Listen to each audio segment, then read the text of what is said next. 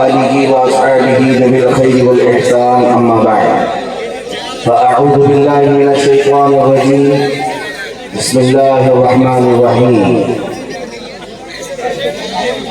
من المؤمنین رجال صدقوا ما عاهدوا اللہ علیہ صدق اللہ مولانا العظیم۔ بارگاہ رسالت مآب صلی اللہ علیہ وسلم درود پاک کا ہدیہ پیش کریں۔ اللہم صلی علی سیدنا و مولانا محمد معدن الجود والکرم وآلہ واصحابہ الکرام ابنہ الکریم وبارک وسلم صلاة دائمة سرمدا ابدا۔ عزیزان گرامی اوقات،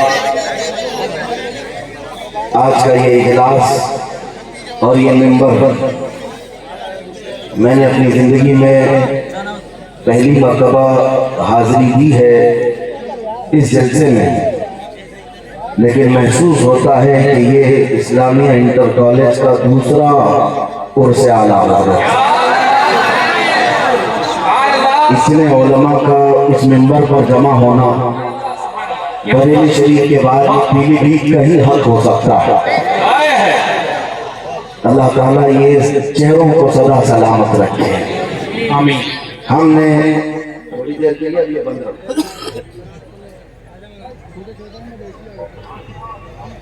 سارے نذرانے انشاءاللہ رضا رسول صاحب کے قدموں میں ہوں گے۔ ہم تو یہاں پر عارضی طور پر آپ کے پاس آئے ہیں۔ اس عرس کی کچھ خصوصیات ہیں، اس لیے اس میں یہ رونق ہے اور یہ روحانیت ہے۔ بے شک بے شک۔ اس لیے کہ ہم نے بزرگوں سے سنا ہے جس کام کی ابتدا خلوص و للہیت کے ساتھ ہوتی ہے اس کام میں ہمیشہ برکت ہوا کرتی ہے۔ بے شک۔ اور اس عرس کا انعقاد کسی عام شخص نے نہیں کیا، تاجدار اہل سنت مفتی اعظم ہند نے کہا۔ کیا بات! ان کے حکم کے مطابق عرس اعلیٰ حضرت پیلی بھیت شریف میں یہ منعقد ہونے لگا۔ میرے اپنے علم کے مطابق 48 سال اس کو گزر چکے۔ اس منبر پر پتہ نہیں کتنے اولیاء اکرام آئے ہوں گے۔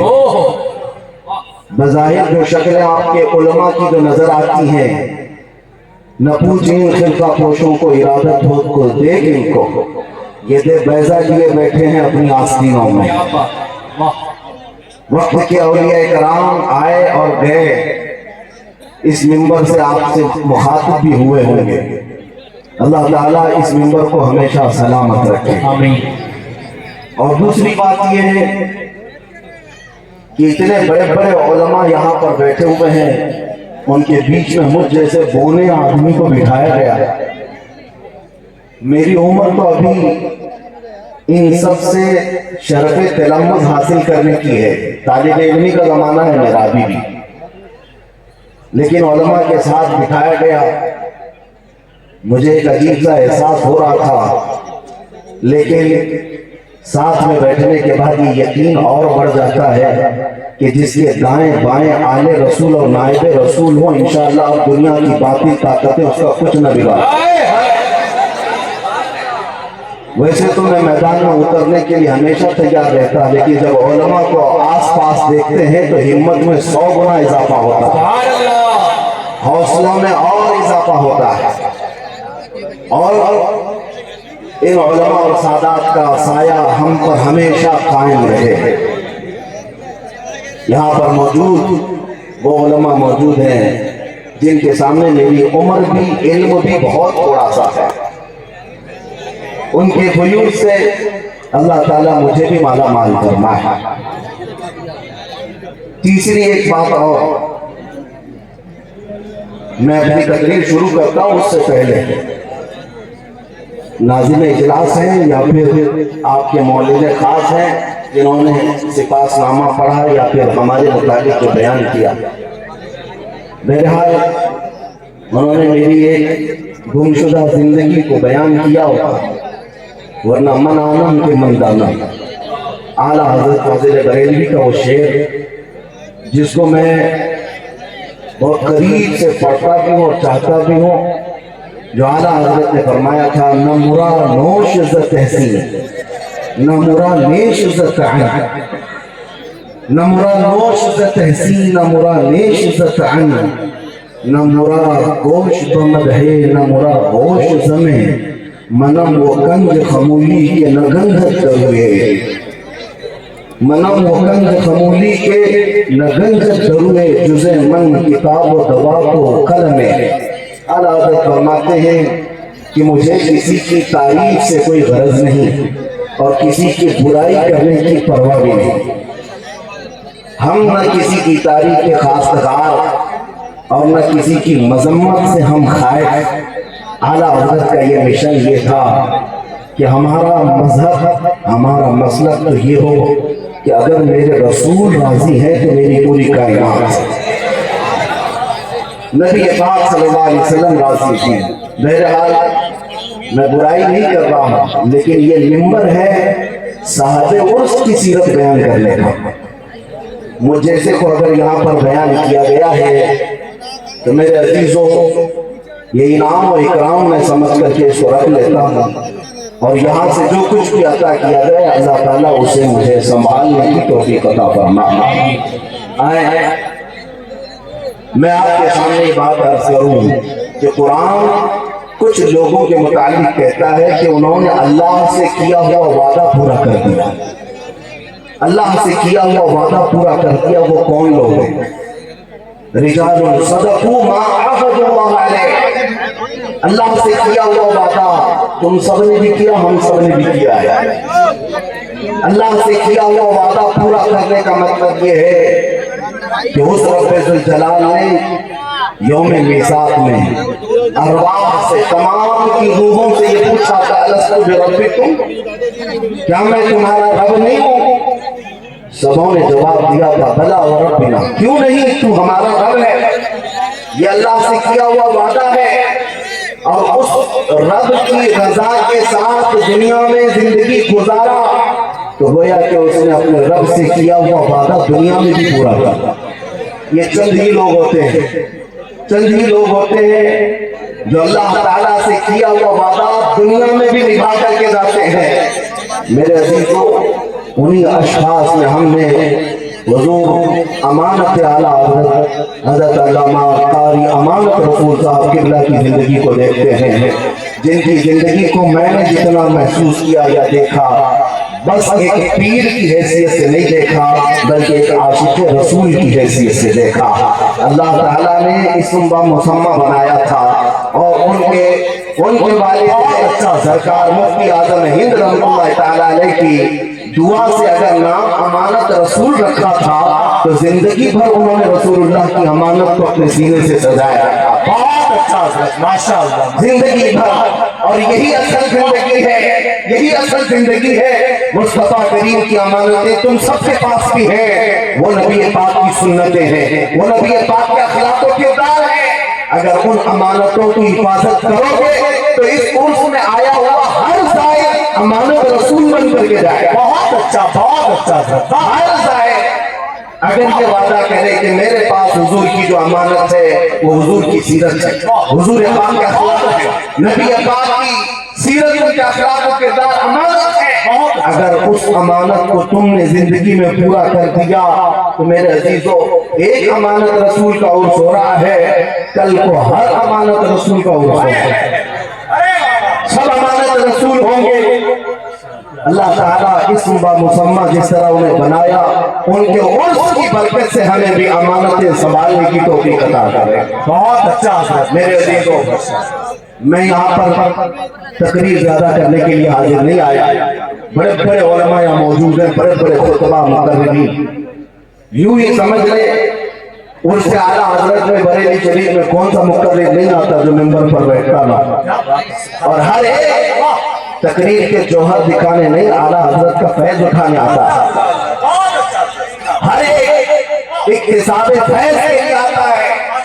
وہی صورت یہاں پر بھی نظر آتی ہے. عظیم خطبہ کو میں نے دیکھا, مولانا عمران حنفی صاحب بیان کر رہے تھے.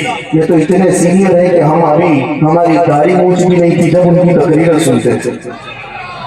میرے عزیزوں بڑے بڑے پائے کے علامہ سید کفیل ہاشمی تھا.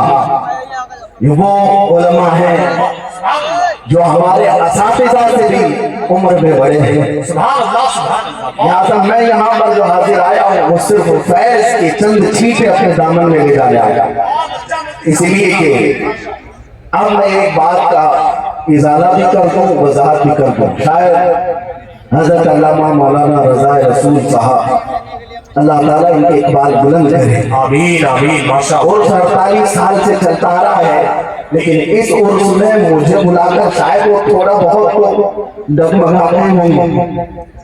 اسی لیے نہیں کہہ رہا ہوں کہ گھبرا گئے ہوں. حالات ایسے ہیں کہ انہیں پتا ہوگا. کچھ لوگوں نے ہماری امیج ایسی بنائی ہے کہ یہ کٹرواد ہے, یہ بھڑکاؤ باتیں کرتے ہیں. ہاں, بہت سارے لوگ صرف یہی چیز دیکھنے کے لیے آتے ہیں.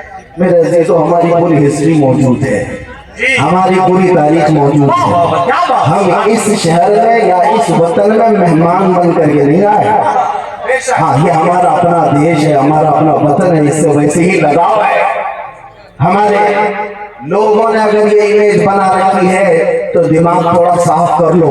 اگر ہمارا دماغ کہیں گرم ہوتا ہے یا سخت بولتے ہیں تو صرف اسی جگہ پر جہاں میرے مصطفیٰ کے خلاف کوئی انگلی اٹھاتا ہے. کیا بات ہے. نعرہ تکبیر, نعرہ رسالت, مسلک اعلیٰ حضرت, عرص اعلیٰ حضرت, آل انڈیا مفتی اعظم ہند کانفرنس, عرص امانت اعلیٰ حضرت. سبحان اللہ. باقی میں سب سے کہتا ہوں, گالی دینا ہے مجھے دے, کوسنا ہے مجھے کوسو, برا کہنا ہے مجھے کہو, انشاءاللہ العزیز صبر کر لے جاؤں گا, تمہارا جواب نہیں دوں گا. مجھے جتنی گالیاں دے سکتے ہو دے لو, لیکن قسم خدا کی اگر میرے مصطفیٰ کی طرف انگلی بھی اٹھایا تو جان اگر باقی ہے تو ہم جواب دے کر کے رہیں گے. اس لیے نہیں کہ صرف اور صرف یہ جذبات کی بات ہے, اس لیے کہ ہماری جان سے زیادہ بڑھ کر کے معاملہ ہے. دنیا کو یہ معلوم ہونا چاہیے کہ ہم اگر اس کائنات میں سب سے زیادہ کسی سے محبت کرتے ہیں تو اللہ کے حبیب مصطفیٰ کریم کی ذات, حضور پاک کی ذات ہے, اور وہی ہمارے جذبات ہیں. اور اگر یہ بات بھی سن لیں, کوئی اگر یہ کہتا ہے نبی پاک صلی اللہ علیہ وسلم کی شان میں کوئی بھوکتا ہے تو بھوک دے, تو آپ کو کیا فرق پڑتا ہے, آپ کو کیا فرق پڑتا ہے. میں کہتا ہوں ہم اتنے بے غیرت نہیں ہوئے, تم تو اپنی بیوی کو چھوڑو تو اچھل جاتے ہو. ہاں, تم تو اپنی بہن اور ماں کے خلاف نہیں سننا چاہتے. ہمارا حال یہ ہے کہ کروڑوں ماؤں سے زیادہ ہم اپنے مصطفیٰ سے محبت کرتے ہیں. نبی پاک صلی اللہ علیہ وسلم سے محبت کی بات ہے, اس وجہ سے ہم کبھی جواب دینے میں سخت لہجہ استعمال کرتے, اس کے باوجود قانون کے دائرے میں رہ کر کے کرتے ہیں. یہ تو ہمارے اخلاق کی بات ہے جو اسلام نے ہمیں تمیز سکھائی ہے, جو اسلام نے ہمیں اخلاق سکھائے ہیں, اس دائرے میں رہ کر کے بات کرتے ہیں. اور انشاءاللہ العزیز بوٹیاں 1000 کر لو, لیکن ہر ٹکڑا میرے مصطفیٰ کی حفاظت, ان کی عزت کی حفاظت کے لیے ہے. بہت اچھا حضرت, ان کے ناموں کی حفاظت کے لیے ہے انشاءاللہ. سبحان اللہ. زندہ باد, زندہ باد.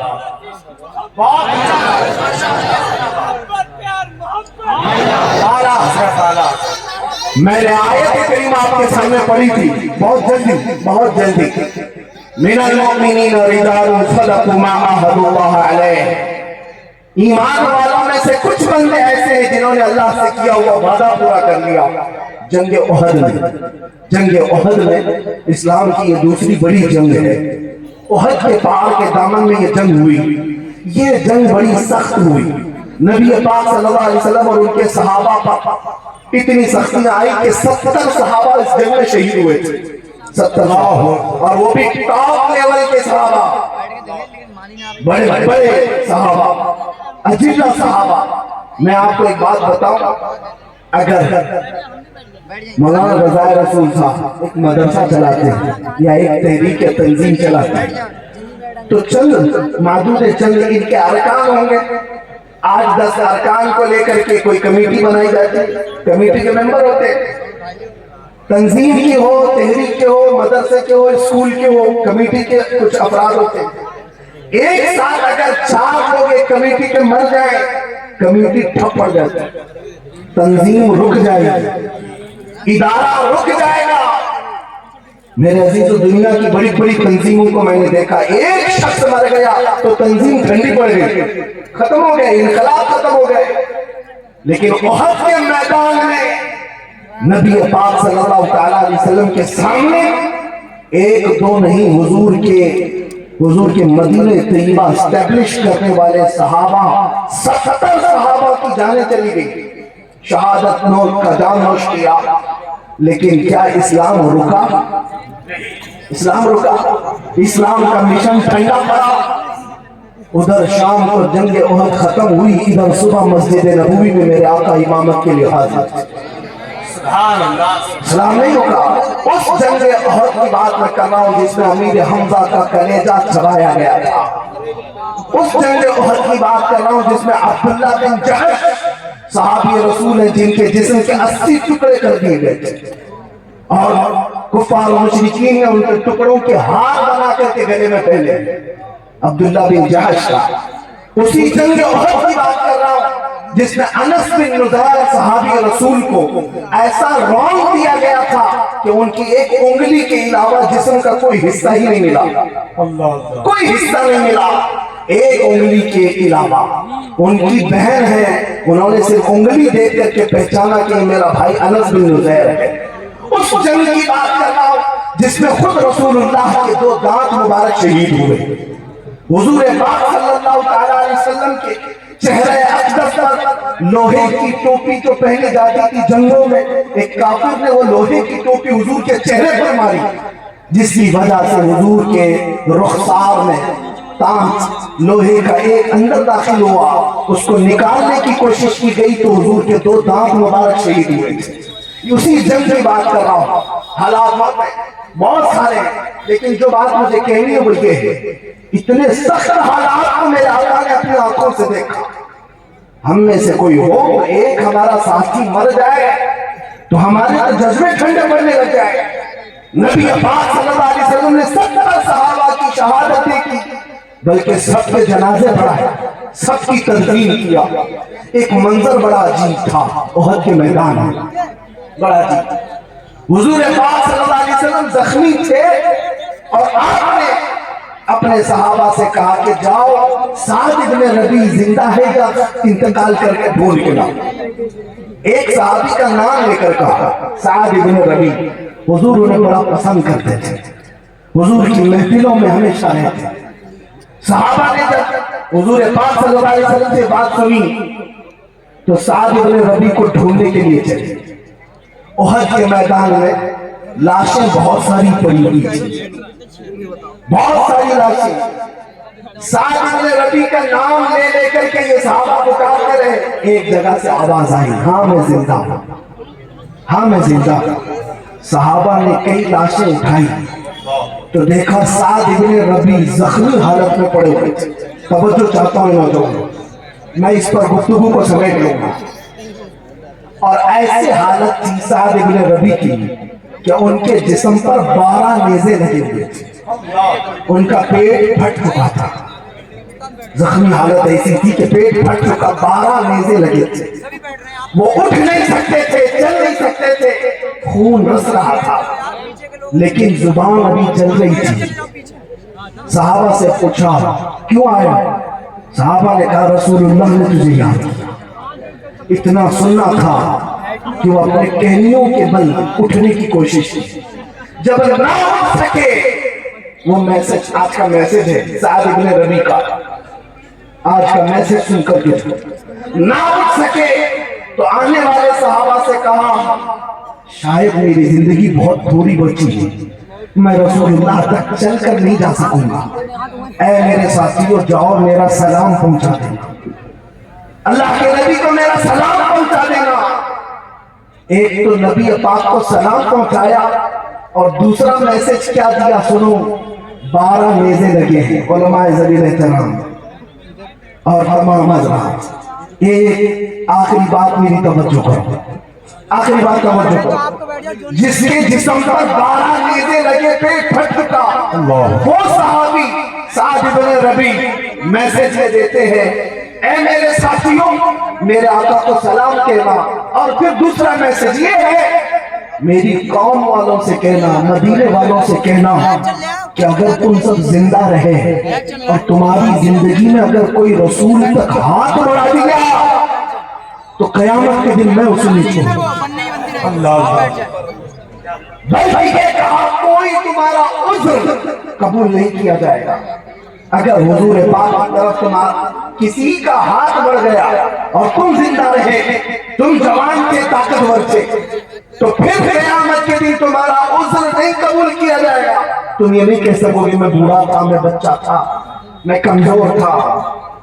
وہ صحابی رسول کا پیغام ہے میرے عزیزوں، وہی پیغام ہمیں جوش دلاتا ہے کہ کل بروز قیامت کہیں رب ذوالجلال کی بارگاہ میں کھڑے ہونے کے بعد ہم سے یہ پوچھ لیا جائے تو ہی وہ جوان ہے، تیرے سامنے تیرے نبی کو گندی گالیاں دی جاتی تھی، تو جواب ہمارا کیا ہوگا؟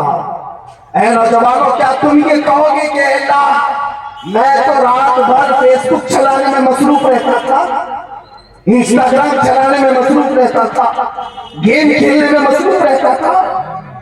اس لیے میرے عزیزوں، طاقت و استطاعت جتنی ہے میرے آقا کی عزت کا دفاع کرنا ہر مسلمان پر واجب ہے، ہر مسلمان پر واجب ہے۔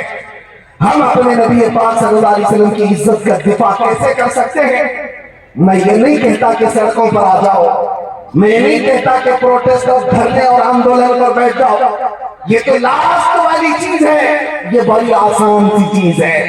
میں یہ کہتا ہوں اگر نبی پاک کی عزت کی اتنی زیادہ فکر ہے تو عہد کرو اے نوجوانوں کو کہ دنیا میرے مصطفیٰ کی طرف انگلی اٹھاتی ہے، میں قسم کھا کر کے کہتا ہوں اب جیوں گا تو مصطفیٰ کے طریقے پر چلوں۔ واہ واہ، سبحان اللہ سبحان اللہ، بہت اچھا حضرت، حضور کے اخلاق پر جیوں گا۔ دنیا مجھے تانا دیتی ہے تو دے، کوئی مجھے سے جلتی ہے تو جلے، کوڑتی ہے تو کوڑے۔ دنیا ننگا گھومنے پر آج فخر کرتی ہے تو مکینے گنبد خضرا کے اخلاق پر کیوں نہیں فخر کر سکتے؟ اللہ اللہ اللہ، کیا بات ہے، واہ واہ، کیوں نہیں فخر کر سکتے؟ دنیا کا سب سے حسین چہرہ میرے مصطفیٰ کا چہرہ، دنیا کے سب سے عظیم اخلاق میرے مصطفیٰ کے اخلاق ہیں۔ بہت اچھا۔ اگر اس چہرے کی اور اس اخلاق کی پیروی نہ کرو گے تو پھر کس کی کرو گے؟ عزیزان گرامی وقار، اسی لیے اعلیٰ حضرت کی بات سنو۔ اعلیٰ حضرت نے 100 سال پہلے ہمیں یہ بتایا تھا، آج نے ان کی پناہ، آج مدد مانگ، آج نے ان کی پناہ، آج مدد مانگ ان سے، کل نہ مانیں گے قیامت میں اگر مان گیا، کل نہ مانیں گے قیامت میں اگر مان گیا۔ اس لیے کہ قیامت میں بہت سارے لوگ مانگنے کو تیار ہوں گے، کیونکہ پتہ ہے وہاں عزت ہوگی تو رسول اللہ کی ہوگی، عرش حق ہے مسند رفعت رسول اللہ کی، دیکھنی ہے حشر میں عزت رسول اللہ کی۔ ماشاءاللہ، حضور کی عزت کا دیکھ کر ہر کوئی کہے گا، لیکن کمال یہ ہے اے نوجوان آج آ جاؤ ان کے دامن میں، آج آ جاؤ ان کے قدموں میں۔ اقبال نے سچ کہا تھا، آبروئے ماں زنام مصطفیٰ، ہم سب کی عزت و آبرو مصطفیٰ کریم کے قدموں سے وابستہ ہے۔ ابھی نہ تھے تو کوئی پوچھتا نہ تھا، یا رسول اللہ تم نے خرید کر ہمیں انمول کر دیا، سبحان تم نے خرید کر ہمیں انمول کر دیا۔ اسی لیے میں یہ پیغام بھی دے کر کے جاؤں گا، اے نوجوانوں بے دام ہی بک جائیے بازار نبی میں، بے دام ہی بک جائیے بازار نبی میں، اس شان کے سودے میں خسارے نہیں ہوتے۔